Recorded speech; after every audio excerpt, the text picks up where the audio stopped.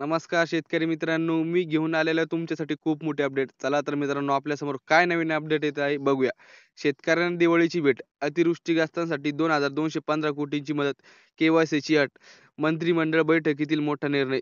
चला तर मित्रांनो, आपण जर आपल्या व्हिडिओवर आणि चॅनलवर नवीन आले असाल तर आपल्या चॅनलला सबस्क्राईब करा, लाईक करा आणि आपल्या शेतकरी मित्रापर्यंत हा व्हिडिओ नक्की शेअर करा मित्रांनो, कारण आपल्या शेतकरी मित्राला हा व्हिडिओची खूप गरज आहे. चला तर बघूया. राज्यातील अतिवृष्टीग्रस्त शेतकऱ्यांना मोठा दिलासा. राज्य मंत्रिमंडळाच्या बैठकीत 2,215 कोटी रुपयाचे नुकसान भरपाईची मंजुरी. दिवाळीपूर्वी मदत थेट बँक खात्यात जमा होणार. के-वाय-सीची किचकट अट. चला तर मित्रांनो बघूया. 30 सप्टेंबर 2025 राज्यात अतिवृष्टी आणि पूरस्थितीमुळे संकटात सापडलेल्या शेतकऱ्यांसाठी राज्य सरकारने दिवाळीपूर्वी एक मोठी आणि दिलासादायक घोषणा केली आहे.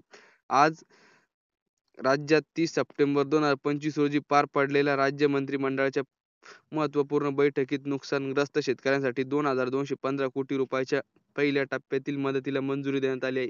विशेष म्हणजे मदतीच्या वितरणातील सर्वात मोठा अडथळा ठरणारी ई-के-वाय-सीची अट शिथिल करण्याचा महत्त्वाचा निर्णय या बैठकीत घेण्यात आला आहे. मंत्रिमंडळाच्या बैठकीत 60 लाख हेक्टरवरील नुकसानीचा आढावा. आजच्या मंत्रिमंडळ बैठकीत राज्यातील अतिवृष्टीमुळे झालेल्या नुकसानीचा सविस्तर आढावा घेण्यात आला आहे. प्राथमिक अंदाजानुसार राज्यातील विविध जिल्ह्यांमध्ये मिळून सुमारे 60 लाख हेक्टर क्षेत्रावरील पिकाचे नुकसान झाल्याची माहिती समोर आली आहे.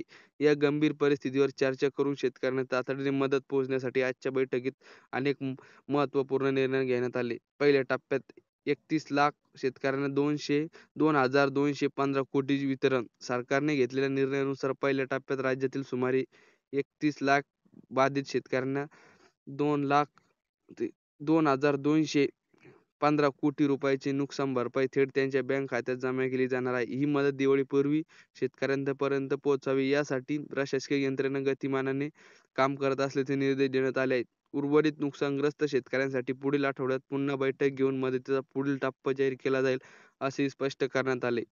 शेतकऱ्यांसाठी के-वाय-सीची अट शिथिल, थेट खात्यात जमा होणार पैसे. चला तर मित्रांनो बघूया. नुकसान भरपाई वितरणातील सर्वात मोठी अडचण ठरत असलेली ई-के-वाय-सी अट आता शिथिल करण्यासाठी आली आहे. 15 एप्रिल 2025 च्या शासन निर्णयानुसार ज्या शेतकऱ्यांना ॲग्रीस्टॅक किंवा फार्मर आयडी त्यांचे आधार कार्ड आणि बँक खात्याशी संलग्न आहेत, अशा शेतकऱ्यांना खात्यात डीबीटी थेट रक्कम जमा केली जाईल. त्यामुळे आता शेतकऱ्यांना के-वाय-सी करायची गरज भासणार नाही. या निर्णयामुळे मदत वितरणाची प्रक्रिया अत्यंत वेगवान होणार आहे.